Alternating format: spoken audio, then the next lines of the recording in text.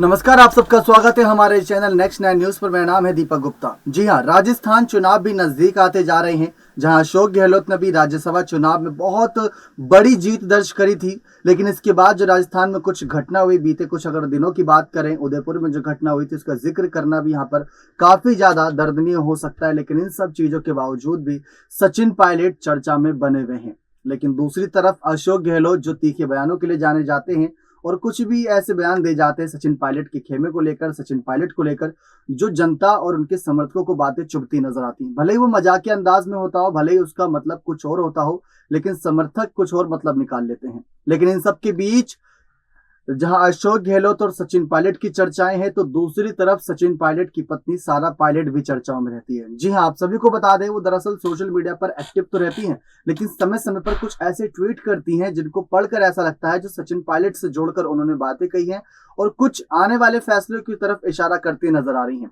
हमारे तो यहाँ पर चल रहे ट्वीट को आप देख सकते हैं किस तरीके से उसमें जो बातें लिखी हैं वो आपको बताते हैं। उन्होंने लिखा कि मत डरो अंधियारों से, अब भोर होने वाला है, सुन रहे हो गर्जन, कोई शेर आने वाला है। ये राजस्थान चुनाव से पहले किया गया ट्वीट है।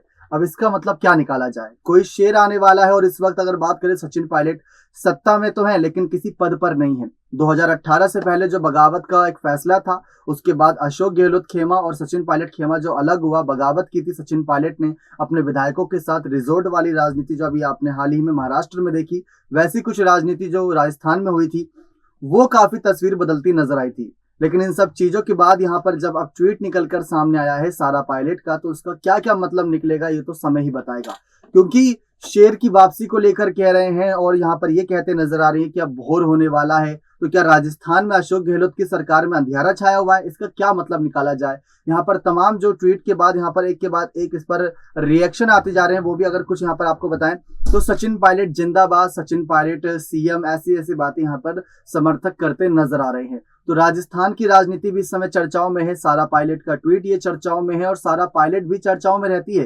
क्योंकि जब यहाँ पर बगावत हुई थी तो उस वक्त भी इन्होंने काफी ट्वीट किए थे। इस समय समय पर ट्वीट करती हैं और माहौल को देखकर यहाँ पर सोशल मीडिया पर एक्टिव होती हैं और कुछ ना कुछ जिक्र कर जाती है बिना किसी का नाम लिए। इस ट्वीट में भी ना तो किसी का हैशटैग यूज किया गया था, ना ही किसी का नाम लिया गया। लेकिन जिस तरीके से सचिन पायलट इस समय सत्ता से दूर चल रहे हैं, किसी पद पर नहीं है, आने वाले वक्त में पद मिलेगा नहीं मिलेगा वो तो बात की बात है। लेकिन इनका ये कहना है कि सुन रहे हो गर्जन, कोई शेर आने वाला है। और इसी के साथ साथ जो इन्होंने लिखा, शुरुआत की जो लाइन थी कि मत डरो अंधियारों से, अब भोर होने वाला है। क्योंकि अशोक गहलोत और सचिन पायलट का भी जो निकम्मा वाला बयान था बहुत चर्चाओं में था।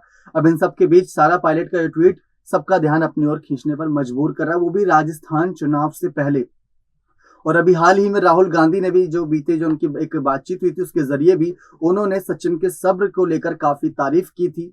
जब राहुल गांधी सचिन पायलट की तारीफ करते नजर आ रहे हैं तो जरूर सचिन पायलट के अंदर कोई ना कोई बात है। और आने वाले वक्त में अशोक गहलोत को अगर देखा जाए, जादूगर तो वो जाने ही जाते हैं। और जिस तरीके से राज्यसभा चुनाव में बीजेपी को मुंह तोड़ जवाब दिया और जीत दिलाई कांग्रेस की राज्यसभा चुनाव में, बहुत बड़ी बात थी। सभी राज्यों में हार मिल रही थी लेकिन राजस्थान में जीत मिली।